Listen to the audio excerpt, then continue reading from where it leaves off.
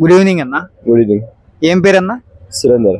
సురేందర్. మీకు మ్యారేజ్ అయిందన్న? కాలేదు ఇంకా. సో మీకు ఫ్యూచర్ లో ఎటువంటి వైఫ్ కావాలి అని అనుకుంటున్నారు?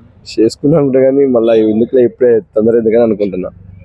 అదే అన్న, మీకు ఫ్యూచర్ లో ఎలాంటి వైఫ్ రావాలి అని అనుకుంటున్నారు? వాళ్ళకి ఎటువంటి హాబీస్ ఉన్నాయి?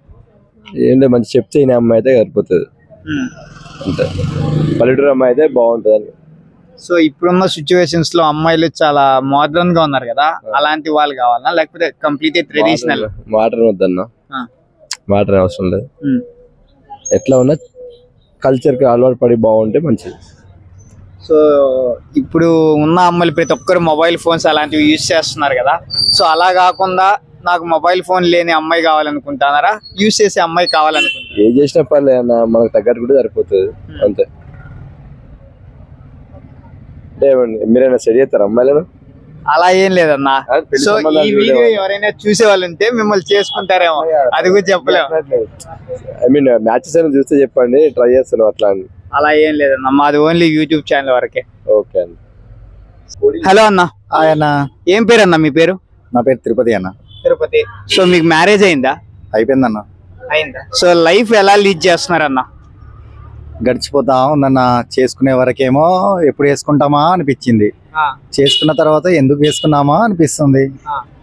సో మేనేజ్ చేయాల్సి వస్తుంది. సో ఇప్పుడు కొత్తగా పెళ్లి చేసుకోవాలనే ఆలోచన ఉన్న అబ్బాయిలకి మీరు ఏమని సలహాలు ఇవ్వగలుగుతారు? సో తెలుసుకోవాలి, బట్ ఎలాంటి వాళ్ళని చూజ్ చేసుకోవాలన్నది కొంచెం ఆలోచించాల్సిన విషయం నౌ-ఏ-డేస్. తెలుసుకొని అని అంటే బిఫోర్ గా లివింగ్ లో ఉండాలని మీ ఉద్దేశమా? సో అలా అని నేను అనలేను, బట్ కొన్నిసార్లు అనిపిస్తూ ఉంటది ఈ అమ్మాయిని చూస్తూ ఉంటే. కరెక్టే అన్న, తెలుసుకోవాలి అని అంటా ఉన్నారు. ఓకే, సో అలా తెలుసుకోవాలని ఆ అమ్మాయితో పరిచయాలు చేసుకుని లైక్ ముందుగా లవ్ అని చెప్పి ఒక పదం పైన మనం మూవ్ ఆన్ అవుతాము. సో పోను ఆ పదాల వల్లే కొన్ని మళ్ళీ బ్రేకప్స్ అవుతా ఉంటాయి. దాని పరంగా మీరు ఏం చెప్తా ఉంటారు?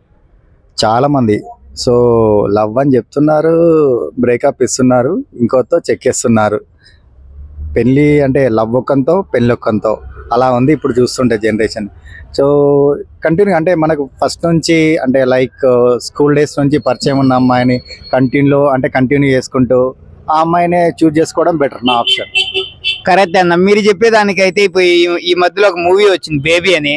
సో వాళ్ళకు స్కూల్ నుంచే లవ్ చేసుకుంటూ లాస్ట్ కాలేజ్ లెవెల్ కి లాస్ట్ కి ఏమైపోయిందంటే ఆ మూవీ చూసుంటారు జనాలందరూ.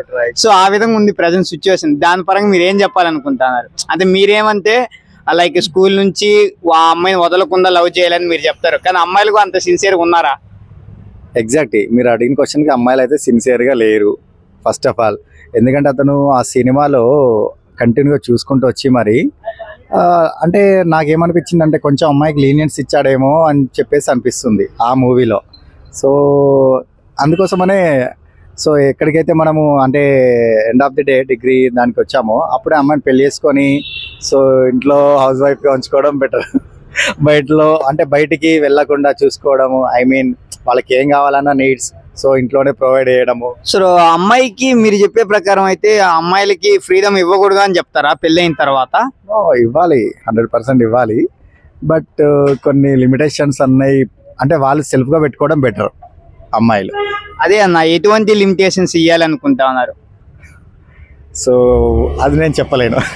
అది వాళ్ళ అంటే సెల్ఫ్గా వాళ్ళు చేసుకోవాలి అలా. ఓకే అన్న, థ్యాంక్ యూ.